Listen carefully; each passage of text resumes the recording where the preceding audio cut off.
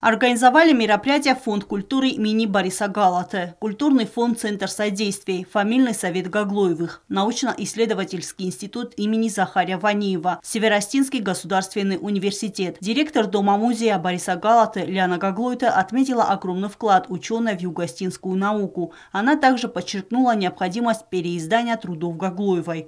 Я царда такая удис нумед мене от раиртастинадел Ирон давта Ирон традицита Ирон мекката кудравлардыстема من آتسرافت استویب دیسانومه ساز چینگو تباکوستا من نوج اودون ایبال بیدرد نوج بازا دسته نمخوره من اودون در کات کنم شمای راشا و مخور من شمای آدم سفین سارستا آخم چینگ من آخور گنن چینگ سارستا اتنولوگیه ویدام او رو سندر نه. Видный ученый, выдающийся этнограф-кавказовед, уникальный знаток истории и культуры осетин. Зинаида Давыдовна внесла свое имя в сон великих представителей осетинской науки. На протяжении 50 лет она заведовала отделом археологии и этнографии Югостинского научно-исследовательского института. А выдающиеся ученые высказались профессор академик РАН Людвиг Чибиров, доктор исторических наук профессор Берта Туаева,